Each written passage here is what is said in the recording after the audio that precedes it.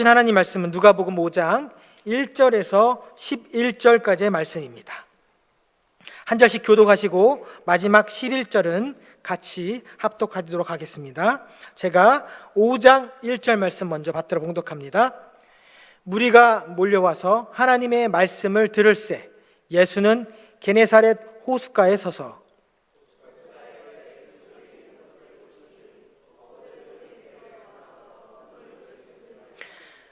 예수께서 한 배에 오르시니 그 배는 시몬의 배라. 육지에서 조금 떼기를 청하시고 앉으사 배에서 무리를 가르치시더니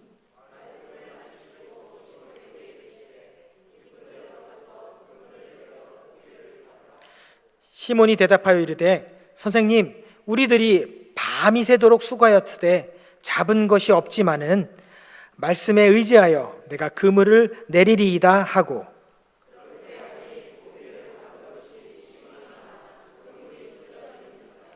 이에 다른 배에 있는 동무들에게 손짓하여 와서 도와달라 하니 그들이 와서 두 배의 채움에 잠기게 되었더라.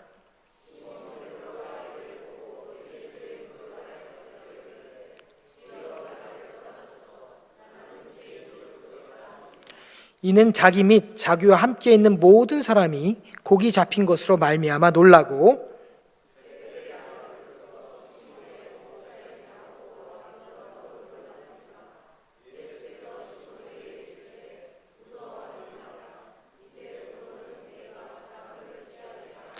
함께 읽습니다. 그들이 배들을 육지에 대고 모든 것을 버려두고 예수를 따르니라. 아멘. 살아계신 하나님의 말씀입니다. 아멘. 자리에 앉으시겠습니다. 기도하시겠습니다. 하나님, 저희들 공동체로 불러 모아주시고 함께 하나님의 이름을 찬양하게 하시고 또 하나님의 말씀을 듣게 하시니 감사합니다. 하나님, 이 시간 온전히 전하는 자도 듣는 자도 하나님의 음성을 귀 기울입니다. 성령님께서 역사하여 주셔서 이 시간 이 예배 가운데 말씀으로 운행하여 주시고 깨닫게 하여 주시옵소서. 주님의 말씀에 순종하여 베드로처럼 그물을 내리는 우리 모두 웨슬린 공동체가 되게 인도하여 주시옵소서. 감사드리며 예수님의 이름으로 기도하옵나이다. 아멘.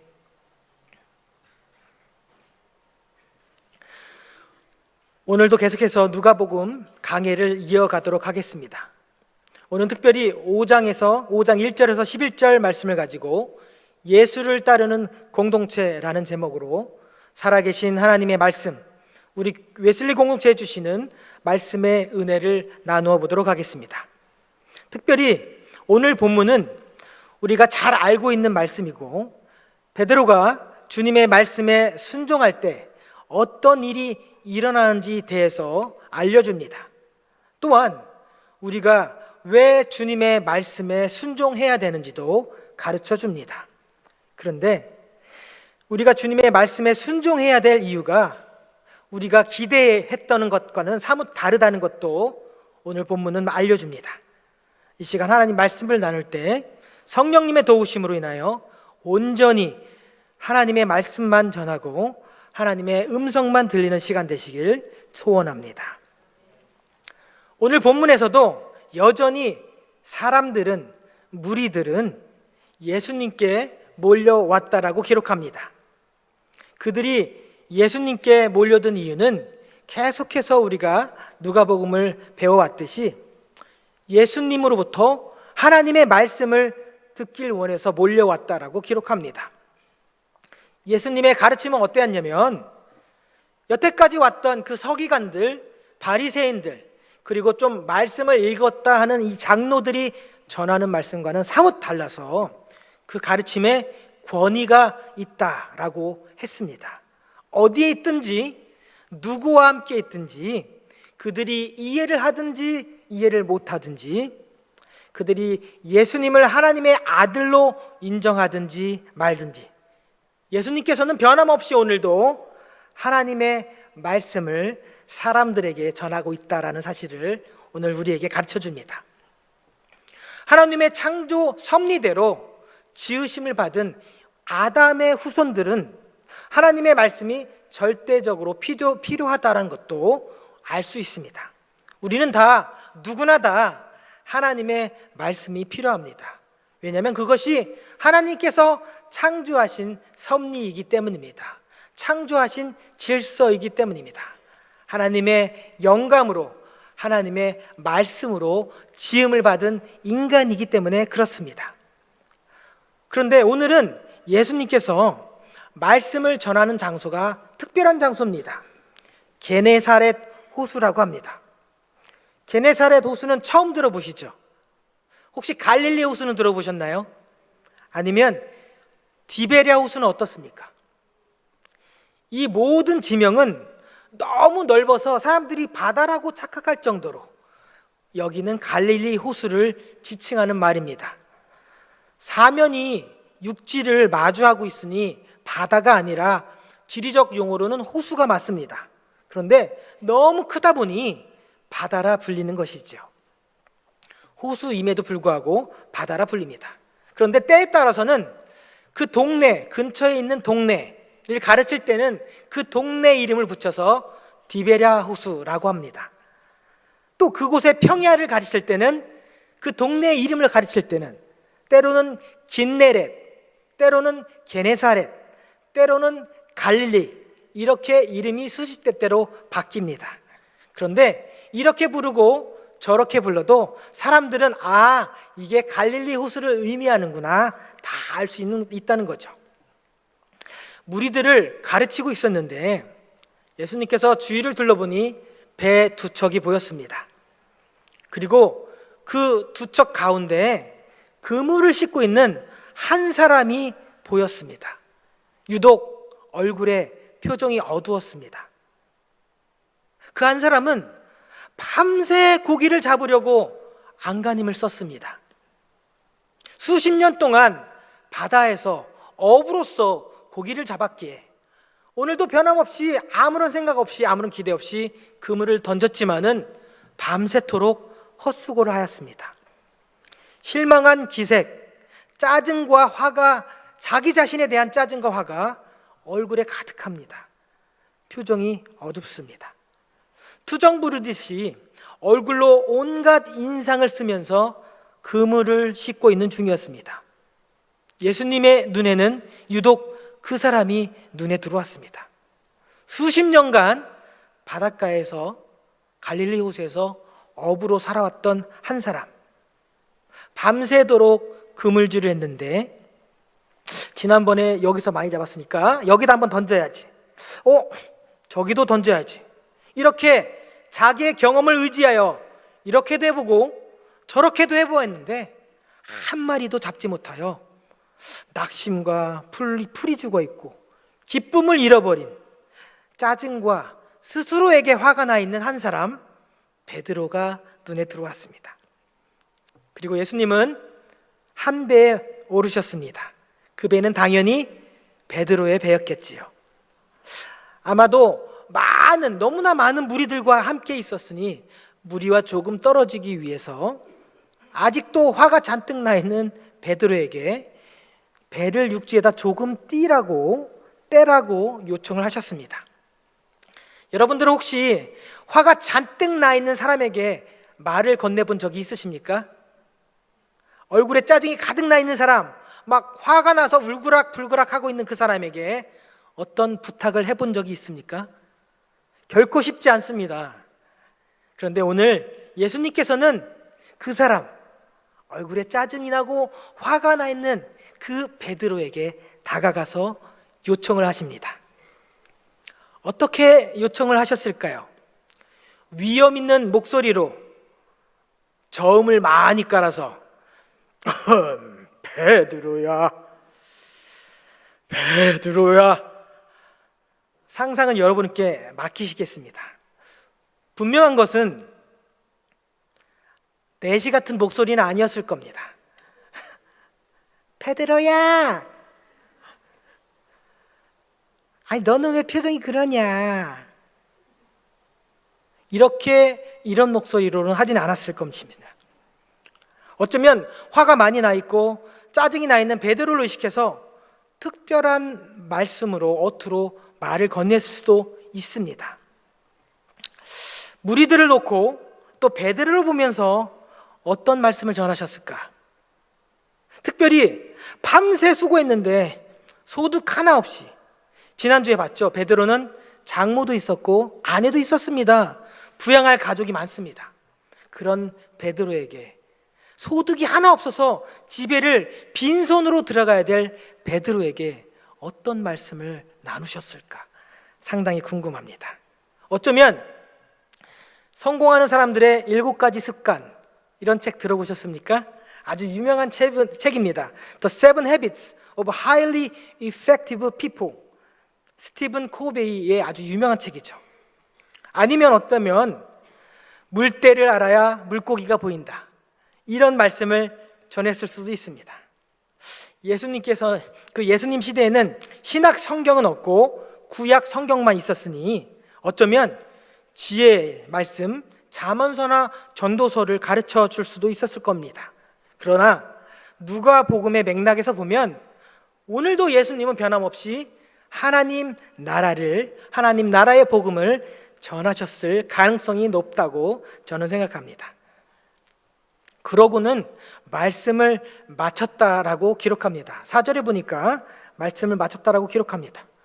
예수님은 말씀을 마치셨을 때 혹시 주기도문을 외우셨을까? 사도신경을 외우셨을까? 막 궁금증이 나오지만 말씀을 마치신 예수님께서 본격적으로 시선을 베드로에게 고정하십니다. 어쩌면 이 지금까지의 모든 과정이 지금 이 순간을 위해서 존재했던 것처럼 그 많은 사람들 중에 베드로에게 말을 건네십니다. 베드로야, 깊은 데로 가서 그물을 내려 고기를 잡으라. 아직까지도 짜증과 화가 잔뜩 나 있는 베드로, 마지못해 대답을 합니다. 선생님, 우리들이요, 30년 동안 잔뼈가 굵은 우리들이요, 밤이 새도록 수고한 것이, 잡은 것이 하나도 없지만 제가 말씀에 의지하여 그물을 내리겠습니다. 좀 이상하지요? 화가 잔뜩 나 있는 베드로인데 예수님의 부탁에, 예수님의 요청에 마음이 조금 열려있는 듯한 모습이 보입니다. 어쩌면 믿진 않지만 순종하는 척 할 수도 있을 겁니다. 그의 말은 여러 가지로 해석이 가능합니다. 제가 안 되지만 사투리로 한번 손병근 집사님의 양해를 구하고 제가 해보겠습니다. 보소, 내가 밤새도록 이기저기로 샅샅이 그물을 내렸던데 이 물고기 쪼무레기 한 마리도 안 보이더라 카더라. 제 지렁이도 한 마리 못 잡았습니다. 근데 나보고 이봐요, 젊은 양반이 내가 이 갈릴리에서 의부로만 30년 잔뼈가 굵은 나보고 뭐가 어째카요? 이렇게 할 수도 있었을 텐데 우리가 다 알고 있는 베드로의 성격 어떠죠? 아주 성격이 그렇습니다. 어젯밤에 밤새도록 수고했는데도 한 마리도 못 잡아서 화가 잔뜩 나 있는 이 베드로에게 입장이라면 이처럼 화풀이조로 대답을 했을 법도 한데 이상스럽게 베드로가 고분고분합니다. 선생님, 우리들이 밤이 새도록 수고하였지만 잡은 것이 없지만 말씀에 의지하여 내가 그물을 내리리이다 라고 5절이 기록합니다. 그랬더니 어떤 일이 벌어졌냐면 그물이 찢어질 정도로 많은 고기를 잡게 되었다. 그래서 베드로도 놀랐고 이 배에 있는 사람들, 그리고 도움이 필요해서 저 다른 배도 불렀는데 그 배에 있는 모든 사람까지도 다 놀랬다라고 기록하고 있습니다. 그리고 베드로가 이렇게 고백을 하지요. 주여, 나를 떠나소서. 나는 죄인이로소이다. 자신이 죄인이었다라고 고백합니다. 왜 나를 떠나라, 나는 죄인입니다 라는 고백이 여기서 나오는지 우리는 알 수 없습니다. 그런데 여기까지가 오늘 본문의 주된 내용입니다. 밤새도록 헛수고한 뒤에 주님의 말씀에 순종하였더니만 그물이 찢어지도록 고기를 많이 잡았는데 베드로의 반응은 오히려 나는 죄인이오니 나를 떠나소서. 보통 사람들의 반응이었으면 주님 말씀대로 순종하여서 고기를 이만큼 잡았다면 보통 사람들은 어떻게 할까요? 아유, 주님, 오늘은 그만하시고 자, 우리 집 가서 편히 쉬셨다가 제가 오늘 아주 맛있는 스테이크를 대접하겠습니다. 주님, 내일도 모레도 우리 같이 배를 탑시다. 이렇게 해야 정상이겠지요. 이런 반응이 나와야 될 텐데, 고기를 많이 잡았는데 나는 죄인입니다, 나를 떠나십시오 라는 고백을 베드로가 했다는 겁니다. 어떻게 해서 이런 고백이 나오게 됐는지 오늘 제가 다시 한번 본문을 살펴보겠습니다. 오늘 본문은 하나님의 말씀, 예수님의 말씀에 순종을 했더니 내가 그렇게 원하던 물고기를 많이 잡게 되는 복을 받았다라고 알려주는 본문이 절대로 아닙니다.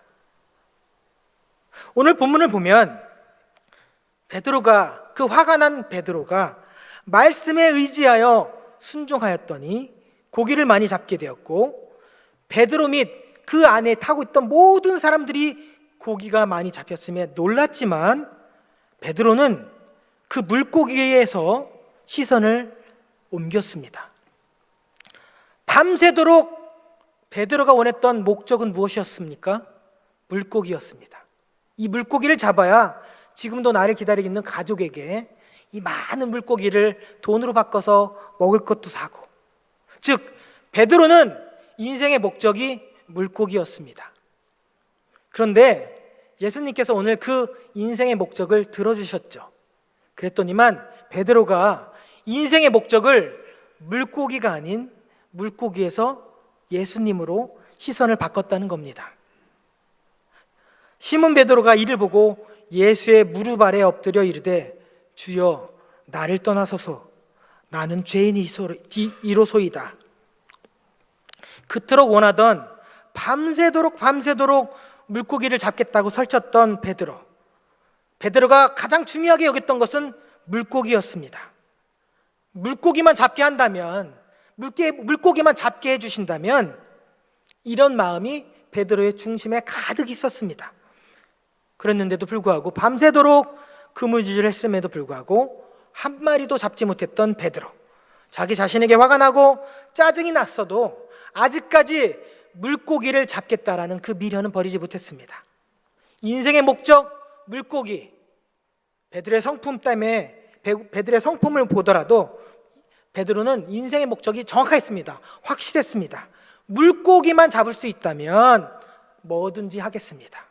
이랬던 베드로가 자신이 원하던 그 물고기를 배 두 척이 물에 잠길 정도로 30년 동안 평생 어부로 살면서 단 한 번의 그물질에 이렇게 만선이 된 적이 없을 정도로, 이제는 화도 사라지고 짜증도 온갖 간대 없어지고 목적을 이루었으니 어떻게 했어요? 이제 기쁨이 넘쳐야 되는데 기쁨과 즐거움의 만찬이 시작될 줄 알았는데 베드로는 예상과는 달리, 우리의 기대와는 달리 우리가 보지 못하는 것을, 우리가 놓치고 있는 것을 베드로는 보았습니다. 그리고 베드로는 조용히 무릎을 꿇었습니다. 다른 사람들은 지금 현재 만선의 기쁨으로 축제 분위기에 있었습니다. 그 시끄러운 가운데 베드로는 조용히 예수님의 무릎 앞에 엎드려서 나지막히 속삭입니다. 나를 떠나소서 나는 죄인이로소이다. 베드로가 본 것은 무엇이었을까요? 왜 베드로는 갑자기 자기의 죄를 생각났을까요? 인생의 목적, 오늘의 목적이 물고기가 전부였던 베드로. 물고기만 잡을 수 있다면 뭐든지 할 수 있겠다, 뭐든지 감당하겠다. 그런데 밤새도록 수고했는데 내 능력이 부족했는지 물때가 맞지 않았는지 밤새 헛수고만, 헛탕질만 하다가 아침이 되어 모든 것을 포기하고 그물을 씻었습니다. 얼굴에는 짜증과 화가 잔뜩 나 있었죠. 예수님은 그런 베드로를 한눈에 바라보셨습니다. 그리고 베드로에게 다가가셨습니다. 배를 다시 물고기를 잡을 수 있을 정도로 육지에서 조금 떼라고 말씀하셨습니다. 그리고는 부드러운 음성으로 베드로에게 깊은 데에 물을 내리라고 말을 합니다. 베드로야, 내가 진정 원하는 것이 물고기냐? 그러면 내가 잡게 해주겠다. 내가 바라는 것보다도 더 많이, 네가 원하는 것 이상으로 내가 잡게 해주겠다. 그러면 너는 만족할 수 있을 것 같으냐? 그러면 네 삶에 기쁨과 평안이 찾아올 것 같으냐? 그러면 내가 내 기쁨을 주겠다. 내가 잡게 해주겠다 라고 하시면서 예수님은 베드로에게 물고기를 단번에 허락하셨습니다. 얼만큼 주셨냐면 베드로의 배도 물에 잠길 만큼, 그리고 함께 도와주기 위해서 왔던 다른 배도 물에 잠길 만큼, 그들의 평생에 한 번의 그물질로 이만큼의 물고기를 잡은 적이 없다 할 만큼 넘치도록 예수님께서 허락하셨습니다. 우리 주님께서 주시기로 작정하시면 얼만큼 주실지 상상이 되시겠죠? 흔들어 넘치도록 후하게 주시는 분이 바로 우리 주님이십니다. 그런데 주님께서 이렇게 넘치도록 주시는 이유가 어떤 물질과 복을 주시려는 것이 아니었습니다. 주님께서 베드로에게 이렇게 많은 물고기를 허락하신 이유는, 베드로야, 물고기에 내 인생을 걸지 마라. 물질에 내 인생을 걸지 말아라. 사업에 내 인생의 시간들을 허비하지 말아라.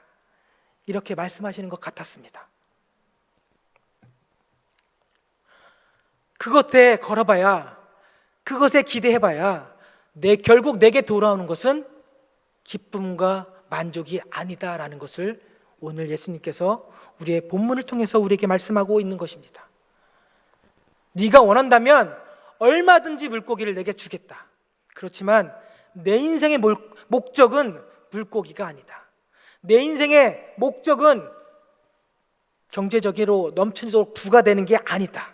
베드로야, 내 인생의 목적은 하면서 오늘 예수님께서 베드로에게 인생의 새로운 목적을, 소명을 허락하여 주시는 겁니다. 우리도 때로는 우리 삶에서 가장 필요한 것들이 있습니다. 거기에 집중하여서, 신경하여서 내 모든 힘과 시간을 투자할 때가 있습니다. 그런데 혹시 그것을 이루신 분이 있습니까? 그것을 이루고 난 다음에 어떻습니까? 이제는 모든 것을 다 이루었으니 내 삶에 기쁨과 평화가 찾아옵니까? 그렇지 않습니다. 우리가 바라는 것들, 우리 이 땅에서 필요한 모든 것들은 우리에게 영원한 기쁨, 영원한 생명을 허락하지 않습니다. 이 땅을 비록 살아가고 있지만, 지금 당장은 아닌 것 같지만 궁극적으로 우리에게 이 땅을 살아가는 우리에게 필요한 것은 하나님의 말씀입니다. 그리고 그 하나님의 말씀에 순종하게 되면 우리는 그토록 원했던 물고기를 원하는 것이 아니라 우리는 예수님을 바라볼 수 있는 겁니다. 물고기에 정신을 팔리다 보면 우리는 하나님의 말씀도 잊어버리게 되고 예수님도 잊어버리게 되고 오직 물고기만 향해서 나아갈 수밖에 없습니다. 내 인생의 모든 시간도, 내 인생의 모든 힘도 나만의 목적, 인생의 목적, 물고기만 바라볼 수밖에 없는 것입니다. 그런데 그런 베드로에게 예수님이 찾아오셨습니다. 예수님은 베드로를 단숨에 알아보셨습니다. 그리고 말씀하셨습니다. 깊은 데로 가서 물고기를 잡을 수 있게 그물을 내려라. 내가 원한 모든 것은 내가 다 너에게 줄 수 있다. 그렇지만 그것이 내 삶 가운데, 내 인생 가운데 기쁨을 주지 못한다. 그것이 내 삶의 소망이 되지 못한다. 그러면서 예수님께서 베드로에게 새로운 사명을 주신 그 사명이 뭐냐면, 이후로는 내가 사람을 낚는 어부가 되게 하겠다라고 새로운 사명을 주게 되는 거죠. 베드로의 입장에서는 평생을 물고기만 바라보고 물고기만 있으면 내 삶이 넉넉해질 줄 알았는데, 물고기만 있다면 내 삶이 부유해질 줄 알았는데, 오늘 베드로의 고백은 어떠시죠? 물고기를 잡았는데도 불구하고 본인의 죄가 떠올랐고 예수님을 바라보게 되었다는 겁니다. 이렇게 하나님의 말씀에 순종하면 물고기라는 복을 받는 것이 아니라 하나님의 말씀에 순종하면 우리는 예수님을 바라보게 됩니다. 오늘 예수님께서 베드로에게 허락하신 물고기는 그 과정 중에 있는 일부분, 아주 작은 것이었습니다. 그런데 때로는 우리는 그 과정 중에 주시는, 예수님께서 허락하시는 그 작은 것, 그 과정 중에 있는 물고기에 너무나 많은 시간과 노력을 빼앗기고 있는 것입니다. 우리의 생각도, 우리의 모든 인생의 목적이 오직 물고기. 여러분의 삶은 어떻습니까? 아직도 물고기를 잡고자 밤새도록 수고하고 노력하고 있습니까? 예수님께서 오늘 말씀하십니다. 물고기가 내 인생의 목표가 아니다. 밤새도록 노력해도 내가 잡을 수 있는 것보다 내가 줄 수 있는 것이 엄청 더 크다. 그런데 물고기보다 이제는 나를 보고 내가 주는 새로운 사명, 내가 너에게 허락하는 새로운 사명으로 내 인생의 목적을 삼고 걸어가라. 이렇게 예수님은 베드로에게 말씀하는 것입니다. 깊은 데로 가서 그물을 내려라. 순종하였더니 물고기 이제 나는 폈다, 나는 됐다. 그렇지만 베드로는 물고기가 아닌 이제는 예수님을 바라보았습니다. 그리고 예수님의 하나님 되심이 보였습니다. 하나님의 되심은 어떤 것이죠? 하나님의 거룩하심을 베드로는 본 것입니다. 그 앞에 엎드렸고 그 앞에 자기의 죄가 떠올랐다는 것입니다. 예수님의 말씀에 순종하였더니 하나님 되심이 보였고 하나님 되심 앞에 거룩하심이 보였기 때문에 자신의 죄, 자신의 생명을 보존코자 주님, 저는 죄인입니다. 저를 떠나소서라고 고백한 것이었습니다. 그런 베드로에게 예수님께서 인생의 새로운 목적, 인생의 새로운 사명을 주십니다. 베드로야, 물고기가 내 인생의 전부가 내가 아니다. 이제는 너를 통해 새로운 사람, 생명을 낳고 사람을 낳는 어부로서 내가 새로운 사명을 주니 이제부터는 나를 따라오도록 하여라. 예수님이 이 땅에 오신 목적은 정확합니다. 많은 사람으로 통하여 생명을 주고 섬김을 받으려 함이 아니라 섬기려 하려고 이 땅에 오셨다고 합니다. 예수님은 그렇게 우리를 위해서 이 땅에 오셨고 자기의 생명을 내어주셨고 그리고 결국 모든 사람의 영원한 생명을 우리에게 허락하시는 겁니다. 그래서 우리도 바라옵기는 하나님의 말씀에 순종할 때 하나님께서 주시는 그 작은 복에 만족하지 마시고 하나님께서 말씀하시는 생명을 살리는 사람들, 그리고 무엇보다도 예수님을 따라가는 사람들, 이 웨슬리 공동체가 그렇게 과정 중에 주어지는 작은 축복에 연연하지 않고 그것을 뛰어넘어서 이제는 우리가 물고기가 아닌 예수님을 바라보고 예수님으로부터 하나님을 보아서 하나님의 거룩하심을 보아서 이제는 우리가 예수님처럼 이 땅 가운데 생명을 낳고 그리고 서로가 서로를 섬기는 아름다운 공동체, 예수를 따르는 공동체가 되길 예수님의 이름으로 축복합니다. 기도하겠습니다. 하나님,